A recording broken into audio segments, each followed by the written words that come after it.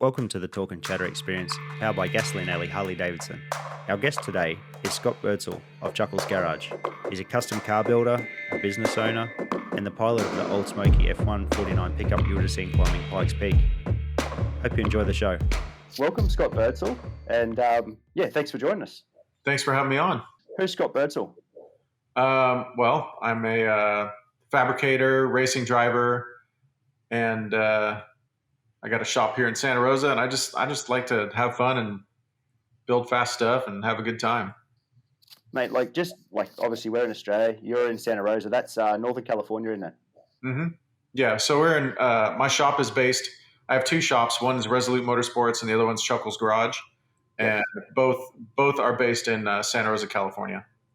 Okay, yeah, right. What got you into this at the start? Oh God, I've been a gearhead since I was a little kid. But like what got me into building cars for a profession, I had like the worst corporate job ever, and I couldn't handle it anymore. So I always wanted to open my own shop and do stuff on my terms. So I just started my shop and haven't looked back. That was 13 or so years ago, 12 years ago. I don't know. Wow. It's so long, you just don't count the time anymore. I think that's the thing too. Like when you're doing it, time sort of becomes irrelevant. Hey, yeah. Time just ticks away. You go to an event, you promote this, you do this, and the next thing, it's irrelevant. Yeah, I mean, time flies when you're having fun, right? So for sure. What was the first product that was built in the workshop? Was it a fabrication item, or how did that start? So in this shitty corporate job I had, like I also had I already established my shop on the side. So I was doing that like on weekends and at nights. My shop was strictly like hardcore hot rods and pre-war hot rods, just like all the old school stuff, nothing modern. I didn't really mess with cars after like the early 60s. But mostly what I really liked was pre-war stuff. So I would kind of build that stuff, and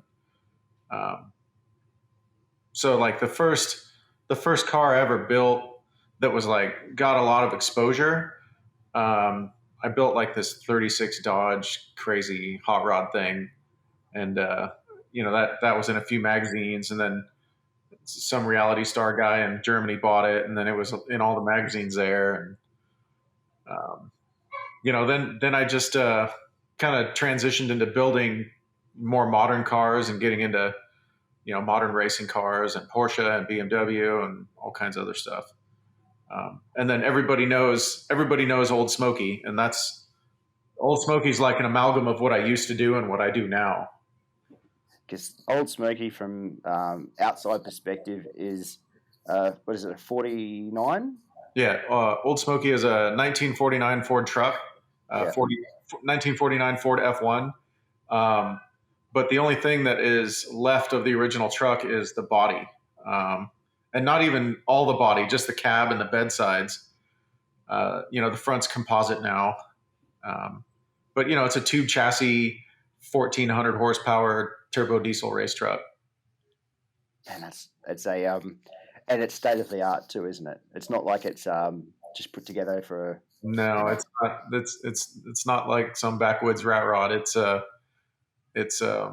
everything like on it, best of the best. Yeah, I mean So it's hard. I get confused. So this year Pikes Peak ran, but I didn't run. We had some major component issues before we left. But last year we set the all-time record at Pikes Peak for a diesel, and the truck actually took the record away from factory Mercedes-Benz. It's pretty impressive. That's pretty fun. Yeah, that's my crowning achievement in my I've been driving racing cars for a long time, and that's my crowning achievement. What was it that drew you to Pikes? Oh man, I used to watch it all the time with my dad when it was still on TV. So Pikes Peak, and Indy 500, Daytona 500, 24 Hours of Le Mans. Like those were like the things we would always watch together, and I always wanted to go race Pikes Peak. So um, one day I just kind of thought, hey, I can turn Old Smokey from like a track truck into like a full on hill climb truck, and it won't take a lot, but so we slowly developed it over 3 years, and failing a couple years in a row at Pikes Peak, and then finally getting it on the third year. It's a I went there in 2016 or 17, with the goal of always wanting to. I'd love to have raced it on a motorcycle, and then I got there and I'm like, wow, yeah, this is above me. I think. I know. I know a lot of people that have said that they want to go to Pikes Peak, and then they go there and they're like, maybe not. Yeah. I mean, I got a funny story about my first year there. So I'm afraid of heights. Like I don't even like getting on a freaking ladder. So I have all these big sponsors, and they're I've totally committed to this race. And so the first year I show up, I get a rental car, and I'm like, I'm going to go pre-run the mountain. So I get there and I'm like, oh, this isn't bad. And as soon as I start getting past the tree line, I'm like, holy hell, what am I doing? Like, what on earth caused me to do this? And the higher I'm getting, the worse it gets. I see tourists driving up and turning around and chickening out and driving back down. And I'm like, I'm supposed to drive a freaking 1,000+ horsepower diesel race truck up this? Like, and so I'm like, man, how can I get out of this? This is crazy. I don't want to do this.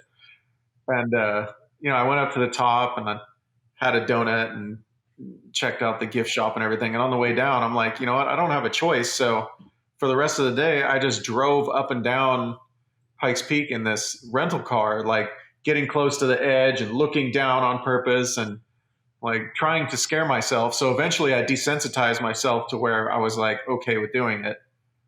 And then I almost killed myself that year crashing on the engineer's corner. But, came back with a vengeance in 2019, set the diesel qualifying record, and then it rained. And so we didn't have a full run for the race. And then in 2020, reset the diesel qualifying record and then set the all-out record for diesels. Man, that's huge. And what were the conditions like up the top for that one? Was that just a dream run, or was it? It was a dream run. Yeah, it was scary though, because the race was postponed like 2.5 or 3 hours because there was so much ice on top of the mountain on the track.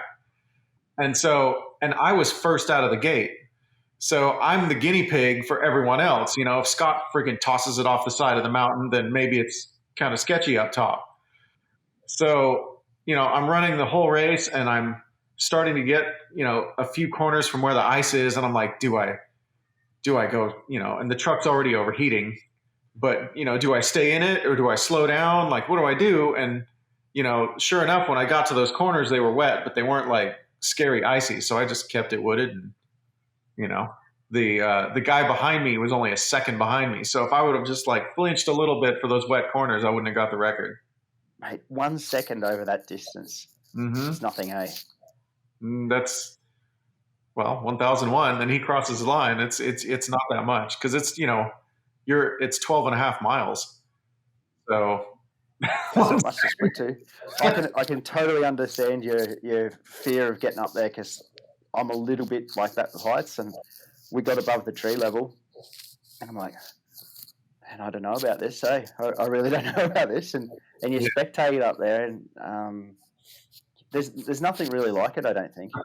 No, it's the coolest thing I've ever done. I used to have fun when I'd go to like the local tracks and test, and now it's just like it's testing, because there's no like gnarly adrenaline rush, and there's no freaking 1,000-foot cliffs I can fall off or anything like that. Bigfoot's not going to jump out and attack me while I'm driving it's like it makes every other kind of thing seem so mundane.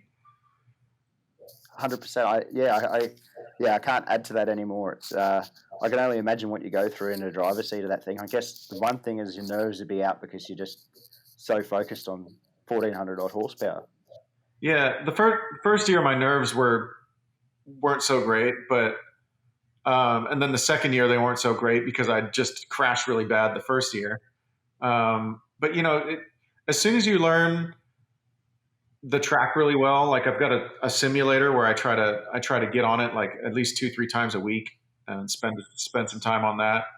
Um, as soon as you memorize the course and understand where you can hang it out and where you really need to be careful because it's just either you don't know it good enough or it's just a sketchy part of the track. Like then you can kind of relax. Like I feel super relaxed when I do it now. It's just going through the motions and you're hyper focused and it's like the most beautiful thing you can possibly do while driving your race car. It's so damn cool. It'd have to be. And looking back, and you obviously looked at it as well before, the Ari Vatanen thing as a kid, like as a younger bloke growing up. Like I look at that, that was like ballet in a car, wouldn't it? It was just neat, And you look at it now, you think, okay, I can understand where that is, Yeah, and it's cool too because I have we have like an event called Fan Fest like right before the race where there's 50,000 people in downtown Colorado Springs, and as a race driver you get to meet those kids and see the look on their face, like how stoked they are to meet you, and like because I was that same kid at some point, way back when, like I can see it through their eyes and it's so cool for them. So I don't know, it's one of the rad things. It's Pikes Peak is something real different. Why did you build Old Smokey? What was the story behind that? I don't know. It's kind of one of those I can do it, so I'm going to do it things. Um, so I bought it. Uh, I like to sometimes I'll find cheap cars on Craigslist and then I'll flip them and make a profit. And my tool guy told me about this 1949 Ford F1. And so I went and looked at it and I'm like, holy crap, this thing's pretty clean, like not a lot of rust, and it's got a really awesome patina on it. And so I bought it for $225, which is unheard of. That there's no way you can buy a Ford F1 for $225 anymore. Um, and brought it back to the shop. I power washed it, and then it just sat on the fence for a few months, and it really started to grow on me. So I'm like, I'll make a shop truck out of it. So then we pulled it in and started making a shop truck out of it. It had like a simple 12 valve and an automatic transmission and, disc brake conversion, but nothing crazy.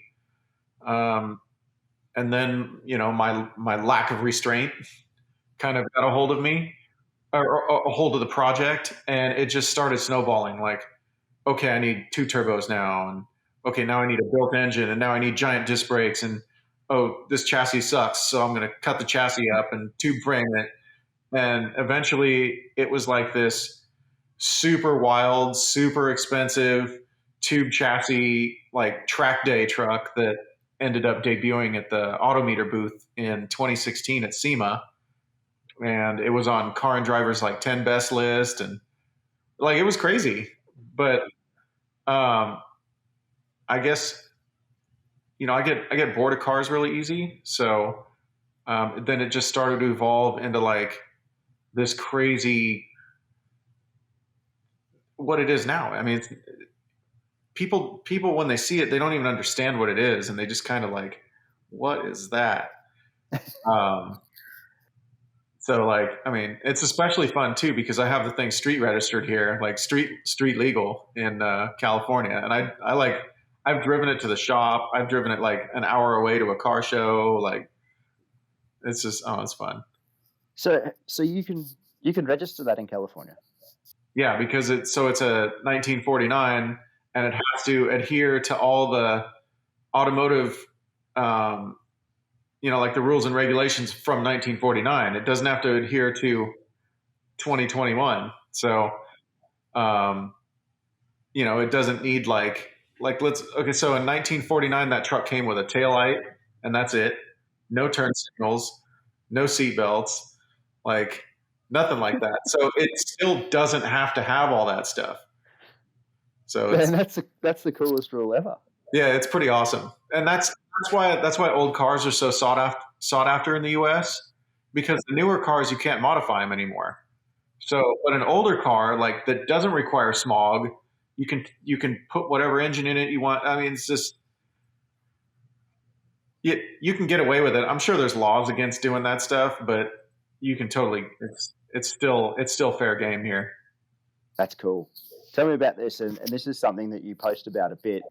What is the phase of that sort of stuff happening in California?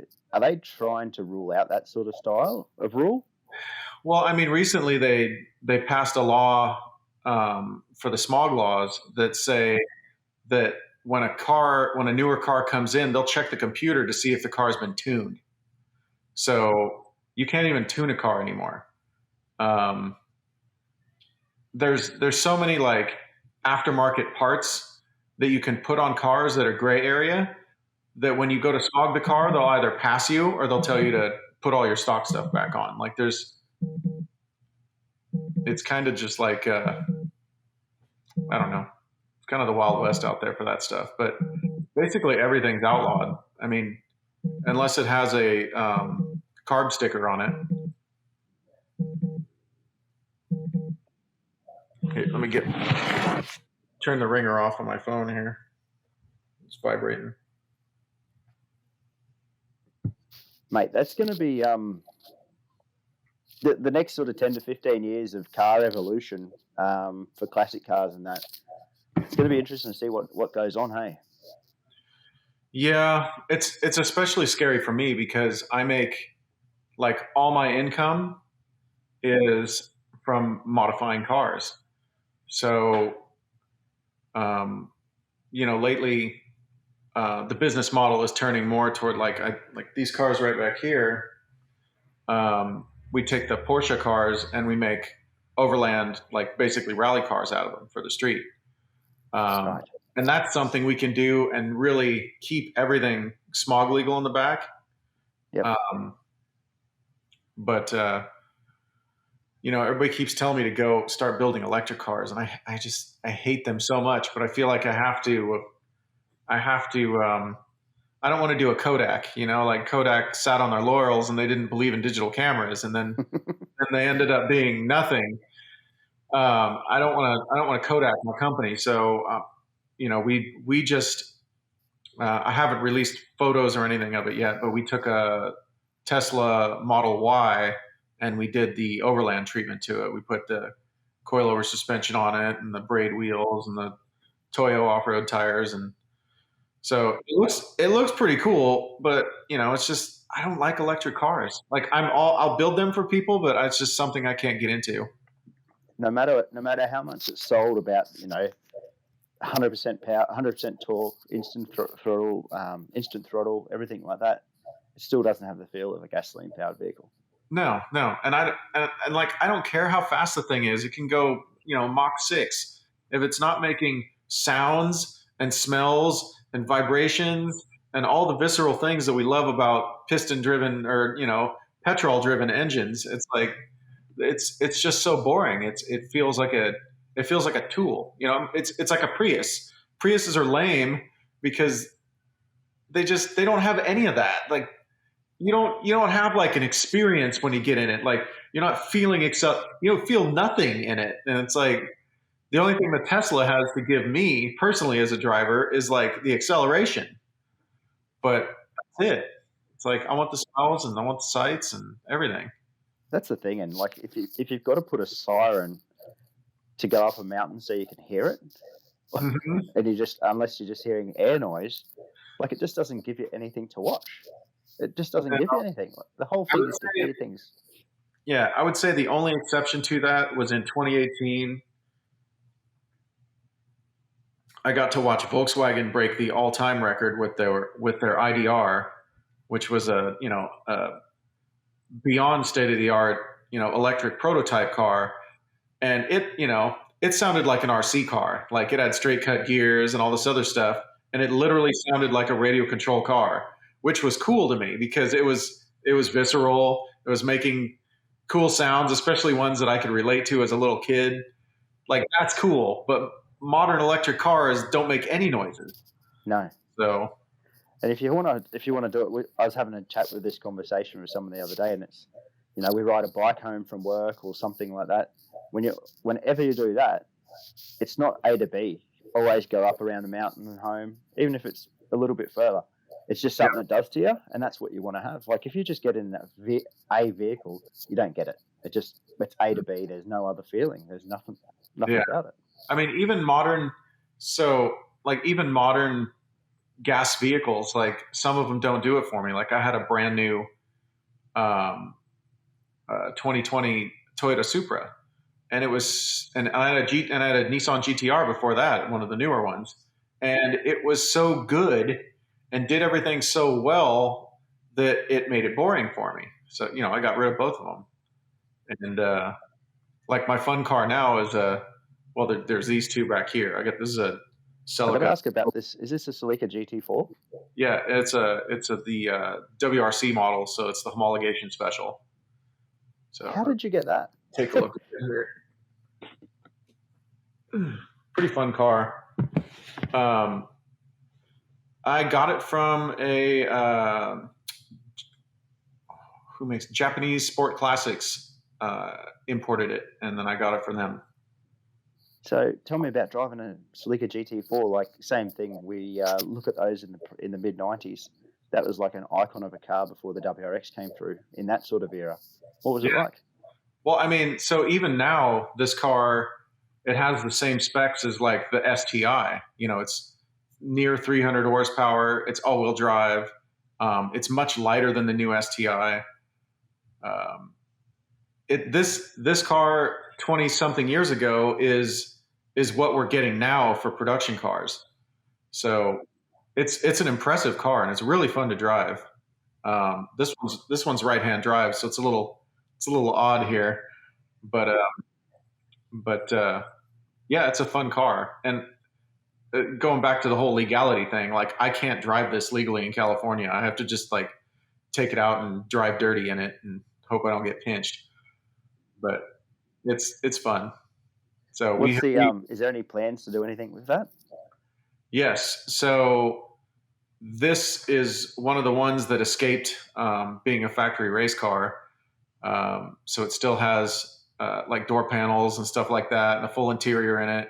So I'm gonna just completely ruin the thing and gut it and lighten it up some more. I'm gonna put a roll cage in it, and then I've already got a motor at the shop. It's a built 600 horsepower 3S GTE.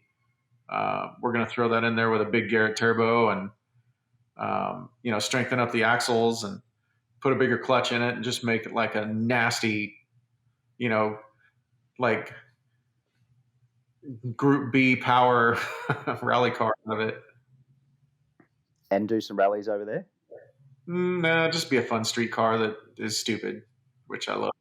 I love 90s shit boxes, and this is like the epitome of a 90s shit box. It pretty much is, eh? It fits the bill. Yeah, it is. It's a really nice one, but it's, 90s Japanese cars had so much character. They were so fun.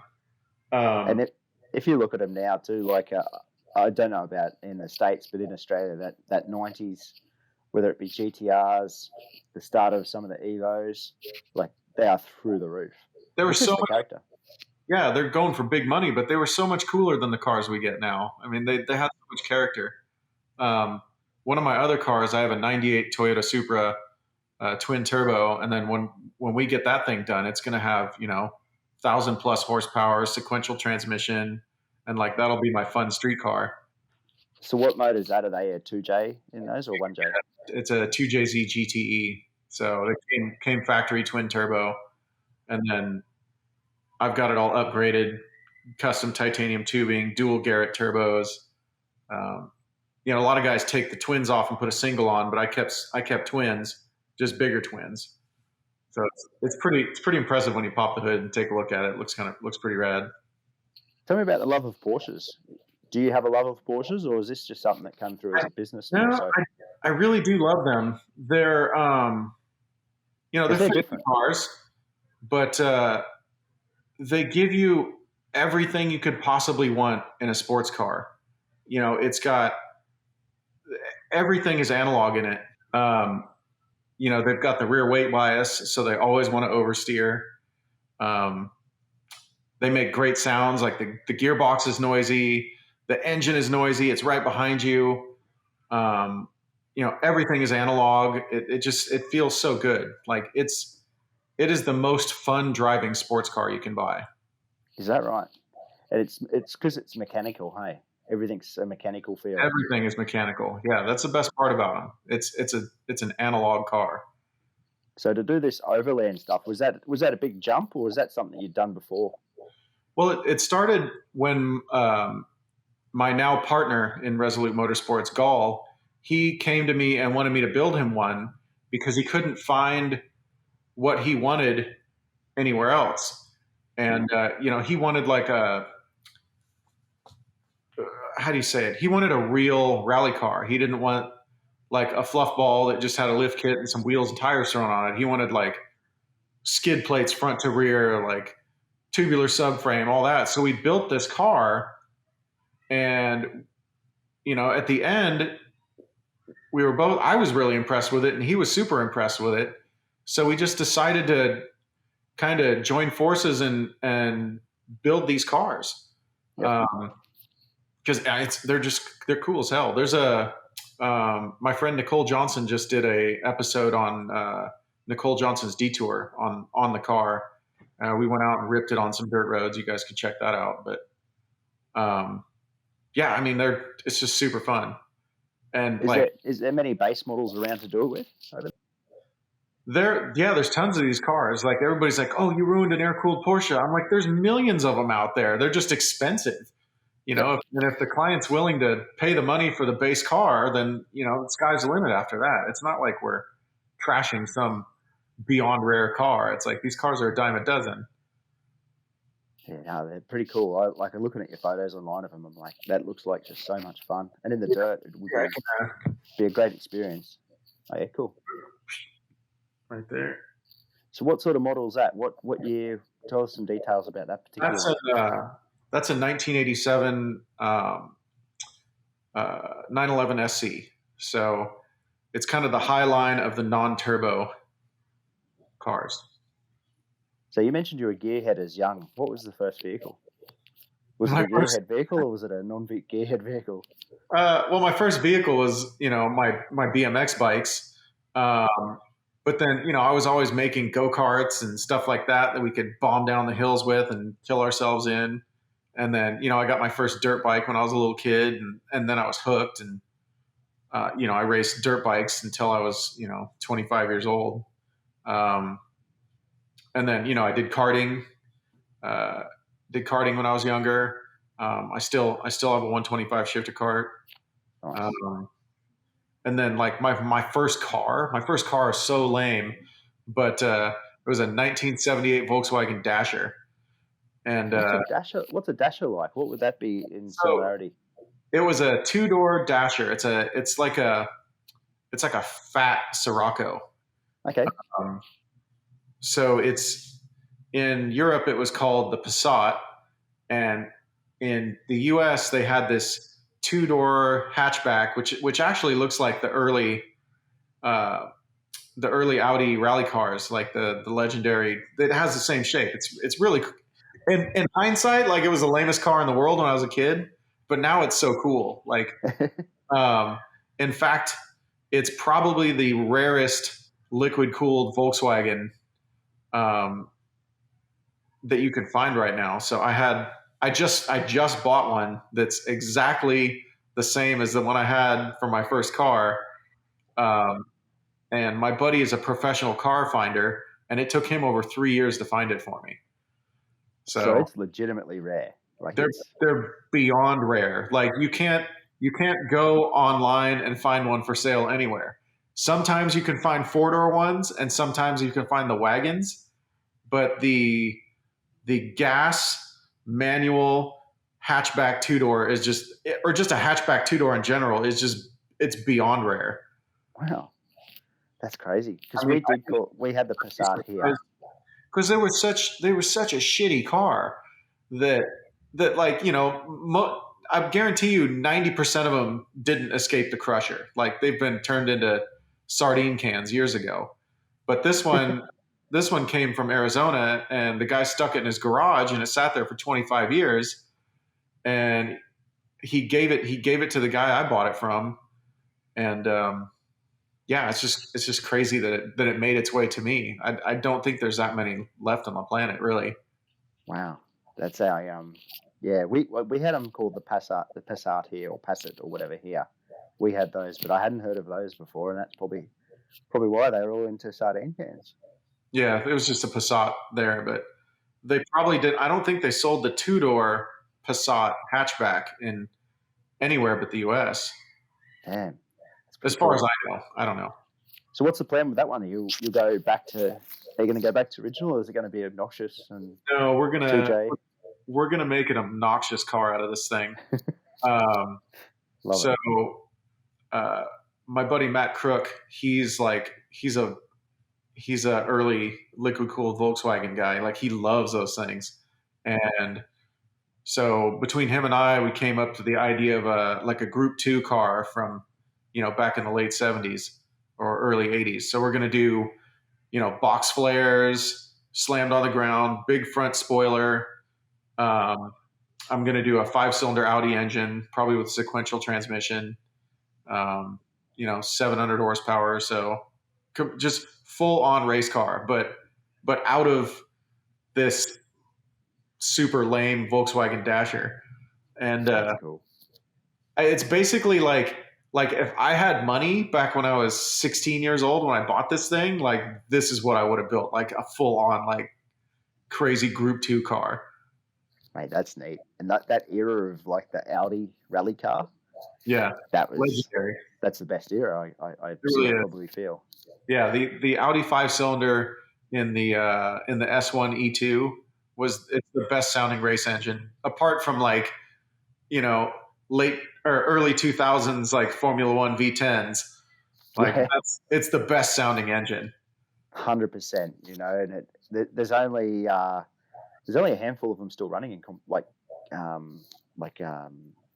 historic competitions and stuff. Mm-hmm. I was fortunate enough to hear one the other year, and there's not much like that. Yeah, it makes the hair stand up on your arms. There's a guy that races a red S1 at Pikes Peak, and then there's another one of those. It's a white one that races one of the earlier before they chopped them in half in the middle and shortened them. There's one of the longer versions that runs there too. Yeah, right.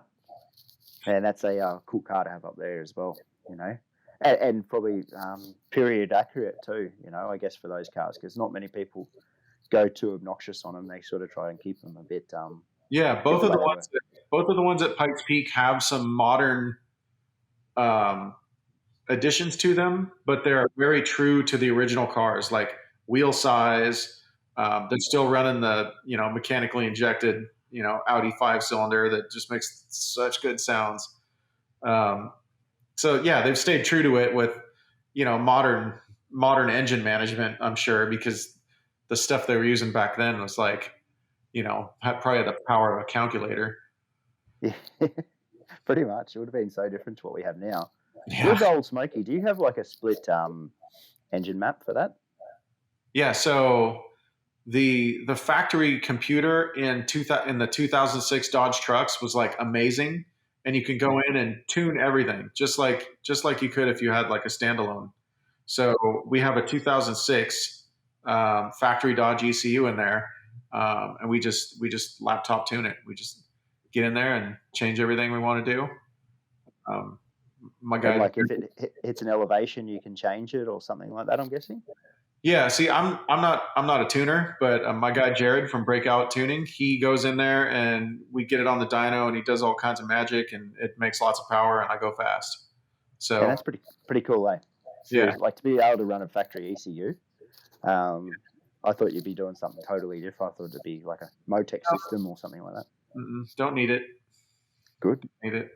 That's very cool. So what happened after the Volkswagen? What came into the shed after that? Oh God, what did I get? Oh, then I got a 91 Nissan pickup, brand new, right before I graduated high school. And I'll remember it was $6,995 brand new. Damn, that's cheap. Isn't that crazy? Then, but you can't get your foot in the door for $25,000 anymore for a truck. No, that's it. Yeah, it was $6,991. I'll never forget that. and my car payment was like $171 a month, and it was like so backbreaking for me to make that much money at the pizza place then. Um, but then I had a bunch of friends that were into mini trucks, so we took it and we slammed it, and I went through a mini trucking phase, and then I got a '94 Toyota truck that did the same thing too, completely ruined it, like cut the fenders out, slammed it on the ground, body dropped it, all that stuff. Uh, and then I bought a '62 Buick LeSabre with the 401 Buick Wildcat engine in it, and then I got into lowriders. So it had two pumps, four dumps, 12 switches. Like I can't remember how. I think I had 8 batteries or something in the trunk, and it was just like it was like it was perfect. It was an amazing lowrider. Your fun car. Yeah, it was so cool. But then it actually, a couple years ago, all those fires came through California, Mm. and like my house is only a couple years old because it burned down, and my '62 Buick that I still had was in the garage, and it was fully restored, and all I had to do was put the starter in the stupid thing, and I just could never get around to it, and so it just burned up in my house. So Oh, I had that car for a long time. what else did you lose? Did you lose a few things in the house? Everything? Yeah, because when we got out for that fire, like we just basically ran out of the house and got in the car and left. Damn. So there's no time at all to get anything. Nothing. My clothes, my watches, my gun collection, everything just burned up. All my cars, my tow rig was outside, like all got burned up.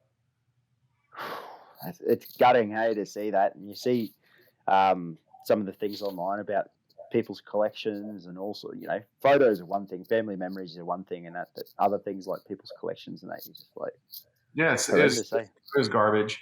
Yep. It's garbage. There's a couple online stories about like my collections, my car collection that I lost and everything. So if anybody has morbid curiosity and wants to check that out, they just Google it. It's funny that sort of thing is a morbid curiosity for people, isn't it? To find that to unbuildable things now. So when did you sort of love of, obviously you had racing bikes and karts and stuff, when did you feel that you wanted to go racing, proper sort of racing, I guess? When did that happen? Well, that's something I've been doing since I was a little kid too. So I see you did the other time. Yeah, okay. yeah, like I could barely ride a bike, and my dad took me, and I started BMX racing at like 8 years old. So, or maybe even younger. I can't remember. I could barely ride a bike. I just remember that. And I still have my first BMX trophy. It survived the house fires because it was at my shop in my trophy case. So I still have that. I don't know. I got the racing bug early, and then like I wasn't horrible at sports like during high school and all that stuff, but the only thing I really cared about was baseball. But it was mostly all I cared about was like racing my dirt bike, riding my dirt bike. And then as soon as I got a car, like all I cared about was like doing stuff with my cars. And, but like the professional racing thing, I don't know. It just kind of like I started club racing.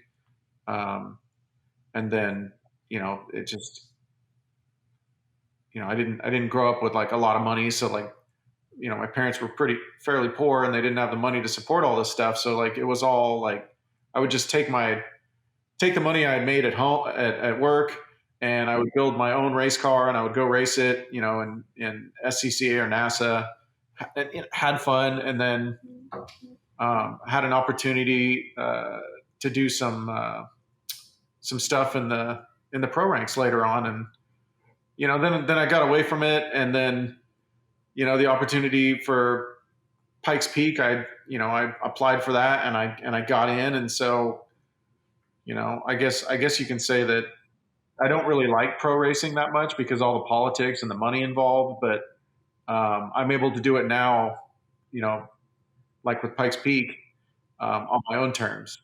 I get to run what I want and do what I want and just go out and have a good time.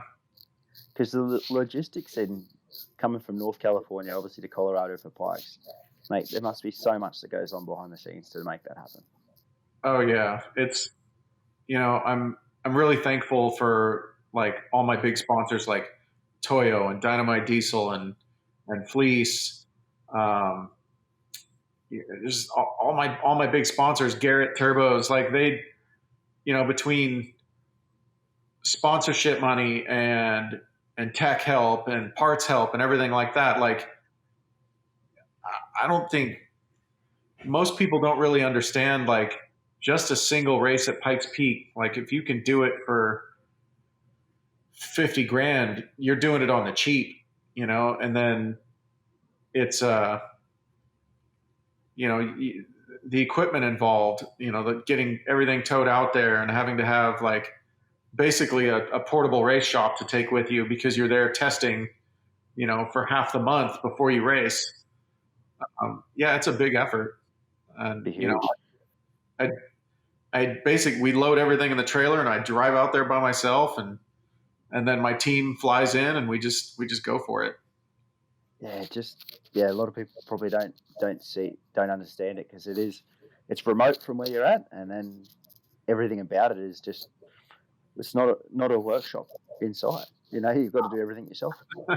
No, I was really, 2 years ago, I was really lucky to um, get introduced to my friend Dennis in Colorado Springs, and he has a standalone hobby shop with a lift and everything like that at his house, which is right across the street from the entrance to Pikes Peak. And so that's like a dream. Like it makes it so much nicer because we're just right there, and then we just load up and go to the race. Yeah, that's perfect. Yeah, so it's super awesome. What's the evolution of Old Smoky? Is there more to do, or is it do you change it out for something, or what do you do? So Old Smoky, I feel like can evolve further, um, but I feel like I've got that. So this last year we changed a lot of stuff. I put independent rear suspension in it, um, more cooling, more efficient turbos, better brakes, and it's already got, three-way motons on it. It's like a $10,000 set of coilovers. Like everything is like the best spec on it. The only thing I can think to do from here, because now even the whole front end is composite. There's no sheet metal. It's a one-piece composite front end. I think the only evolution I can go from here is make it all-wheel drive. But I honestly, with that big Cummins up front, I don't know how on earth I could fit it unless I sunk the engine back another foot. And then it would be like right next to me right here. So Yeah, it's going to change the whole balance, like I say. Yeah, a lot of work to it. Well, it'd be good because it needs a little more rear balance because that engine is 1,100 pounds and it's still so. Things a lot of people don't know about the truck is it's a front mid-engine truck. Like the 100% of that engine is behind the front axle. So only 3 cylinders are in front of the firewall. The other 3 are in the driver's compartment with me. So it's balanced out pretty well for a truck, and it pulls 1.7 Gs at Pikes Peak that we've got on our data logger, which is pretty amazing. But I think Smokey's evolution will be little tiny things to make it better. But the real evolution that's happening is I bought a super light LMP1 car that we're going to put a 3-liter diesel eco diesel V6 in it with about 700 horsepower, and that's going to be Smokey's successor at Pikes Peak. So explain to me what's a LMP1 car? Le Mans prototype. So okay, yep. Like the top cars that race at Le Mans. Yep. It's basically a wing with wheels on it and a little cockpit. Wow. But that's going to be fast. Yeah, it'll be really fast. The only way that Smokey's record can stay is if my LMP, if I crash it or something catastrophic happens with the engine, because it's a purpose built downforce generating LMP car. It's kind of the pinnacle of like road race cars. Wow. That'll be, and is that the plan to race it at Pikes? Like that's what you want to do? Yeah. We're developing that right now for 2022. How do you think that would go? Obviously, electric's taken over fairly heavily up there. A fully built road race car like that, how do you think that'll compare? To like Volkswagen's IDR? Yeah. I think with that kind of power and weight, it would be in the, I don't know. It just depends how much courage I can drive with too. But I mean, I'm pretty confident I can get the diesel record into the nines right now with it. It's 11:24:065 right now. But I mean, I could shave well over a minute off it with the prototype. Wow. Yeah, that's crazy. It's an awful lot. But to compete with, I don't know. My friend Robin, he was king of the mountain this year, and he did it in a petrol powered prototype. And I think he has a chance to beat the Volkswagen's record. I think he's got the talent, and his car is crazy lightweight. But I don't think the diesel would be, because it's going to be a 3,000 pound prototype, like a heavy prototype. Yes. Yep. And it also, the electric car, it doesn't care how high it is. It still runs the same as it does on the bottom. Like I get, I lose 30% of my power on the way up. So it's a big thing. That's obviously the big win about it being electric, isn't it? Obviously that's one of the big significant parts of going to the electric side. Yep, it is. It doesn't care if it's at 80,000 feet or sea level. It's going to run the same. What do you think of the decision about the motorcycles? Man, that's a hard one. Racing motorcycles for so long, and yeah. The way I look at it, and this is just me as a racer, we all know the risk when we go there. I know good and well that, I could be, punching my soul card every time I race that race. But, we as racers, we do it knowing that. Motorcycle racers, car racers, whichever kind of racer you are, you have to wear a helmet, and you have to have a roll cage and a fire suppression system for a reason. You're doing something really dangerous. I don't like it. But in this day and age, with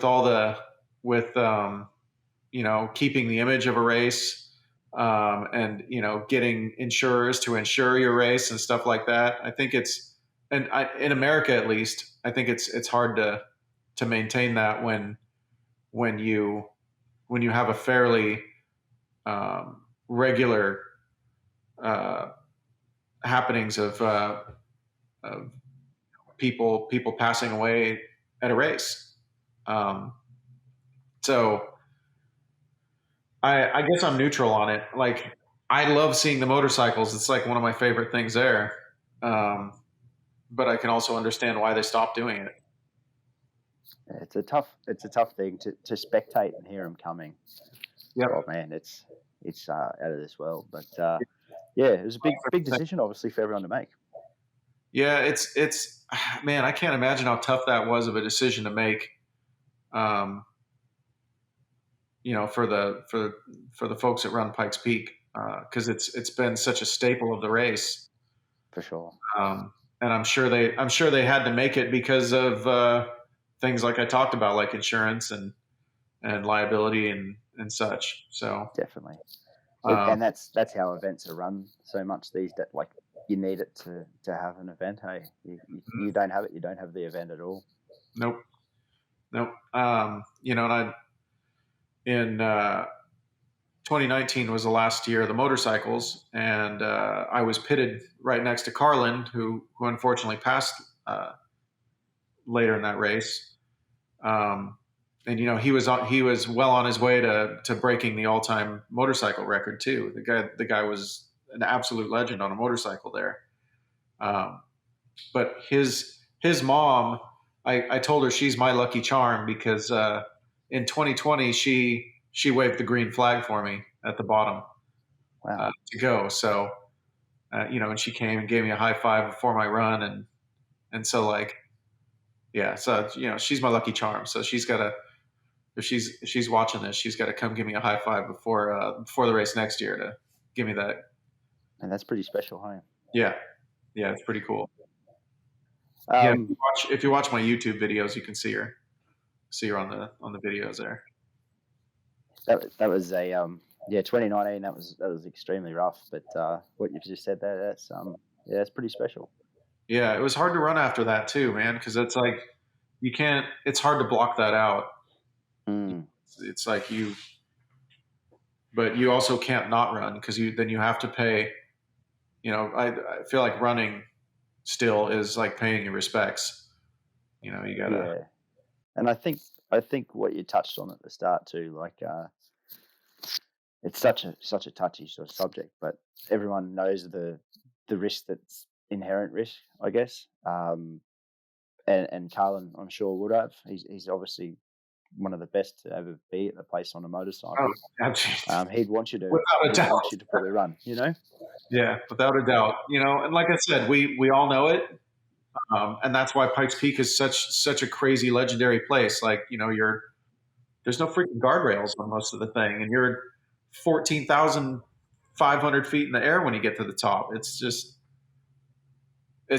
a place you got to respect, and everybody that shows up and signs in knows what it's all about. So for sure. Shifting gears, mate. Your workshop, you've been in that for 13 years. You were saying, how was the motorsport community to jump into in that world? Has it been an awesome experience or what?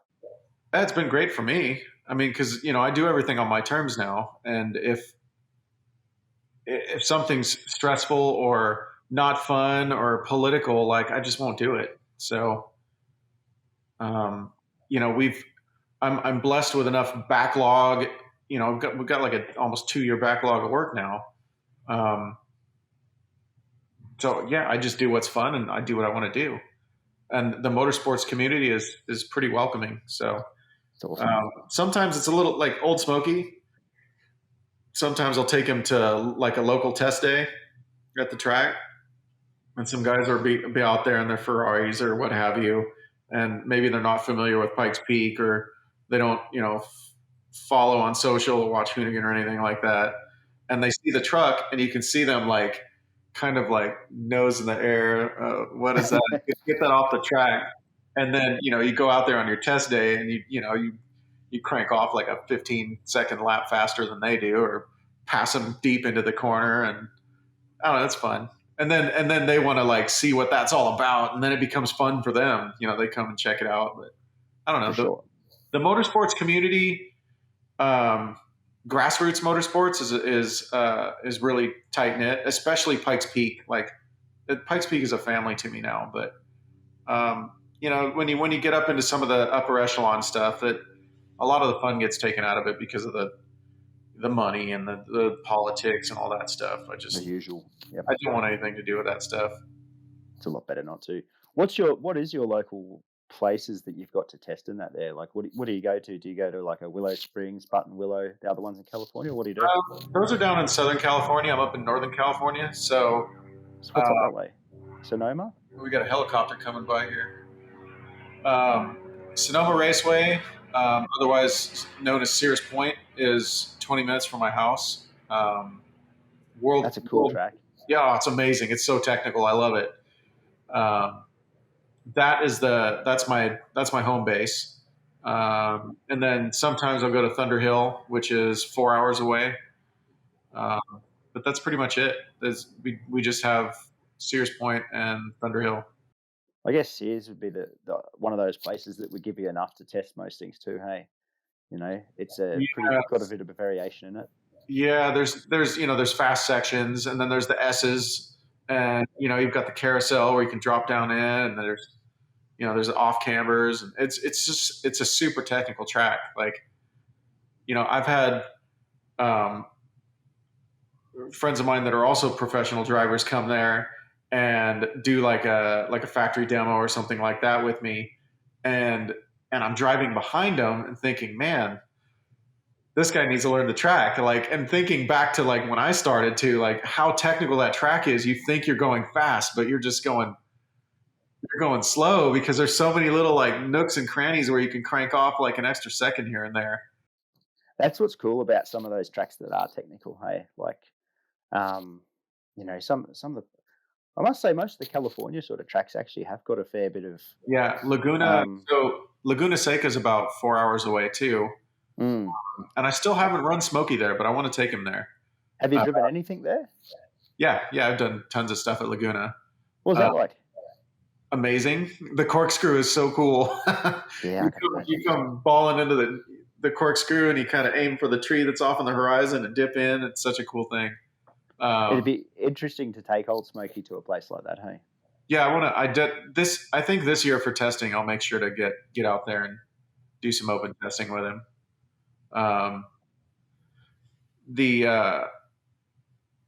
But I mean, Sonoma's, it's so close, and it's such a good technical track to pretty much test for any kind of racing that I almost have to go out of my way to go anywhere else.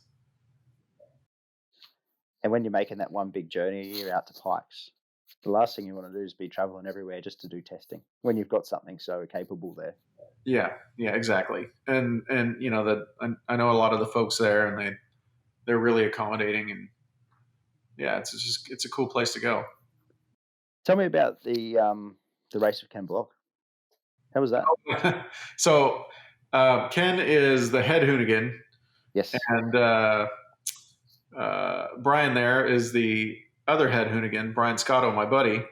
And I'm one of their Hoonigan athletes. So it's like been a long time coming. Like Old Smokey had no chance of beating the Hoonicorn because, you know, I brought it there in Pikes Peak trim, which is only 1,000 horsepower. And Ken's like at 1,400, and the thing weighs like 1,000 pounds less than my truck. But it was just like something we just had to do.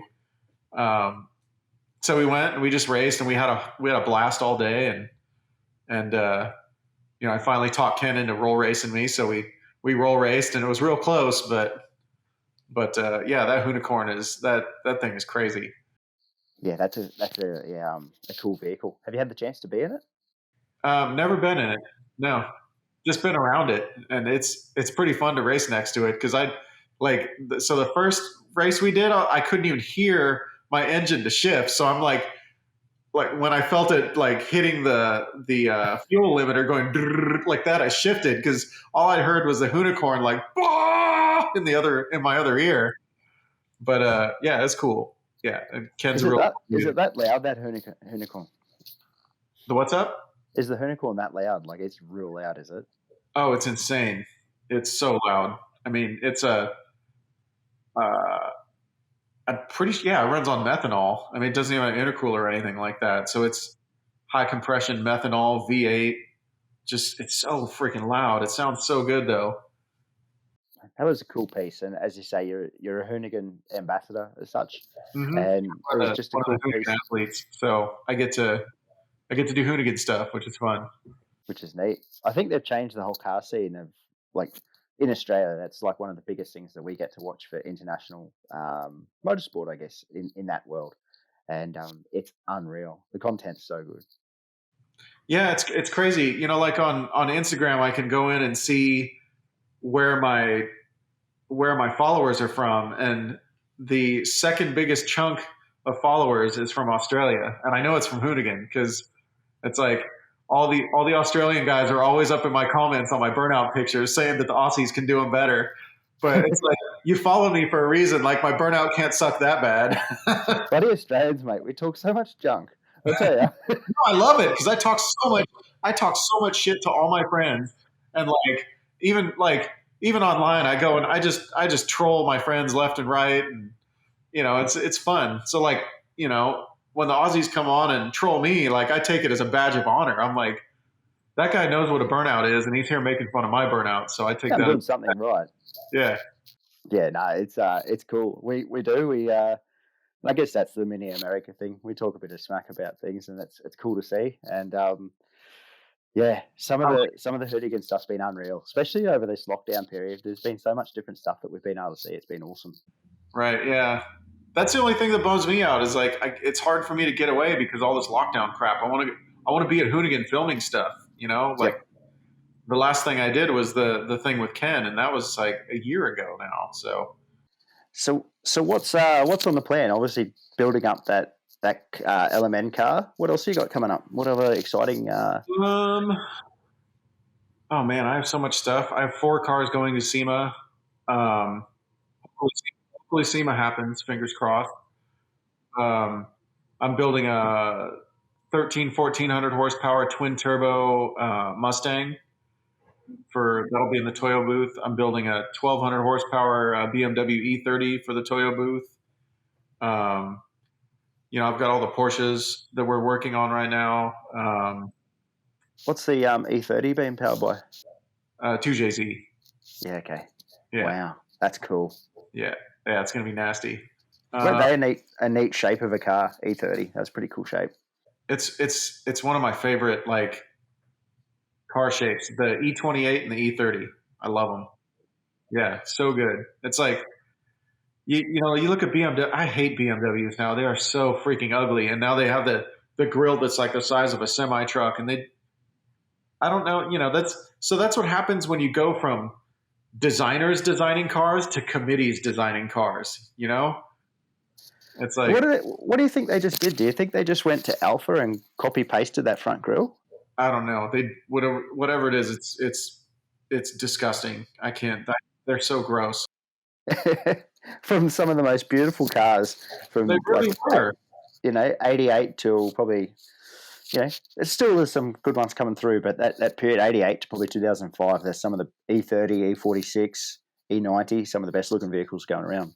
Yeah, I tell everyone that BMW died in the early 2000s. Like I think the E46 was the last really, really cool car that I was into.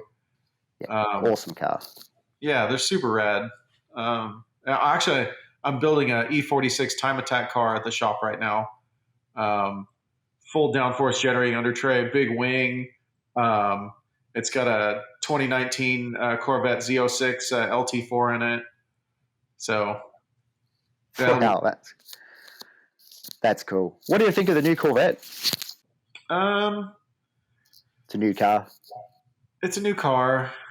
It doesn't have a manual, which is kind of lame. And that's another thing I didn't like about my Supra. Like, I couldn't get one in a manual. Like, it's a sports car. Make a freaking manual. Like, I get that nobody wants to drive manuals, but at least make one in like limited production for the people that do want one. I like it. I don't like. I like the front, but I feel like the design of that car it looks disjointed between the rear. The rear of the car. It looks like a different car than the front. Like if you cut them in half, like they could be 2 completely different cars. You could get to, yeah, definitely. There's something about that. Like it's a cool looking car, but yeah, just somewhere through the bid lines that just didn't fit the build. But Yep. One of the nicest looking ones of the last few years, I feel anyway. But I think the C7 was a better looking car. Yeah, okay.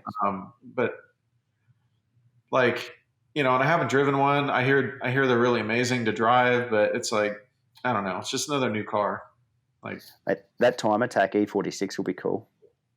Yeah, it'll be fun. Yeah, I'm building that for my longtime friend Jim. So when he gets that's going to be like the nastiest race car he's ever had. So it'll be fun. Yeah, that'll be scary. That time attack series is unreal. Some of the things that people, the actual engineering things that you're seeing people put out is pretty neat. Time attack is fun because it's kind of like the Wild West right now. Like all the they're trying out different aero things. And, it just reminds me of like the old Group B days in rally when like they just freaking threw the book at a car to try to make it go fast. Like that's cool to me. Like there's no rules. Yeah. That's why Pikes Peak is so cool too. You have the unlimited division and the exhibition division. where like you just go, you build a car and you try to go as fast as you want. There's no like, there's safety rules, but that's it. I've said it for years. Like, there's got to be, you know, rules in sport, or there's a place for them, but there's got to be a place where you have just all out. Let the engineers go wild. You know, let the innovators come through. I think that's the downfall of the modern NASCAR too. Like, it's a spec car series, right? And everybody's driving the same exact car. You know, they in fact they have to have a template that matches, so it's all the same car, and it's become so boring. And yeah, so like the spec car thing will work in a certain way, like but you got to have characters, and you got to have, you know, like the Dale Earnhardts and the you know, all that these whole guys, era, like, huh? That whole era of like the Dale Earnhardts and stuff, like they're all characters, right? And Gordon, all those guys, like that. You got to have something to interest you that's not just the car. My buddy Ray Evernham, he started the SRX series. I don't know if you've watched that, but it's really fun to watch. It's basically spec oval racing, but they bring in racers from all kinds of different series, you know, retired racers from like, you know, different eras of NASCAR and kart and IndyCar and circle, you know, all this stuff. And it's fun to watch. And it's a spec car? Yeah, it's a spec car. Yeah. Yep. That's cool. But it's fun. Like you if you don't have crazy different, like wildly differing engineering in the cars, like you have to have something else. You have to have a selling point. And the trouble is, like, as soon as someone becomes a character in NASCAR, they get squashed. You know, like if you get outside or any sport this is too, get outside that little box, then you get squashed. Yep. Yeah. I feel like F1 right now has finally figured out like how to get a truly international audience, like with the, you know, the Netflix series. Did you watch it? Oh yeah, I love that series. It's so good. Unreal, hey. Yeah, it's so good, so good. But you get to see like the characters, which are a lot of the times, you know, for the past I don't know how many years have been kind of suppressed, but behind like the images they have to have and all this stuff, and now you can see like who's behind it, and you can pick your favorite character, and I think that Netflix has really done a service to F1 for that, you know. Cause I agree, and it made Formula One like not everyone's cup of tea, you know. Like I'm more of a saloon car fan than F1. Same. But watching that, I'm like, that is cool. Like now I've watched more of them. Now you're like, oh shit, I'm an F1 fan now. Yeah, I'm a Gunther fan. I reckon he's a gem. I reckon after the few series, he's been funny as. Who do you like? Gunther. Yeah, I know who you're talking about. He's good. Like he just speaks it how it is. There's no bullshit. It's just straight up. It's pretty cool. So he's been the star of the show for me, I reckon. Yeah, there's a lot of cool characters on there. That's cool, mate. Well, it's it's been an absolute pleasure, mate. Thank you so much for joining us, and I better let you get back to your bloody family and stuff. It's Wednesday night over there, isn't it? I'm just gonna go drink some tea and watch TV. So awesome. Go watch Netflix. Let's go watch some Netflix. Awesome, mate. Well, thank you so much for taking the time out. Truly appreciate it, eh? All right, my man. I appreciate it. All the best, and hopefully see you over there sometime. Yes, sir. That's all we have time for on today's show. If you get the chance, head over to YouTube and hit subscribe on our channel. The other places you can find us are on Apple Podcast, Spotify Podcast. Give us a rating and a review. Tell your friends, and be safe, everyone, and enjoy your week.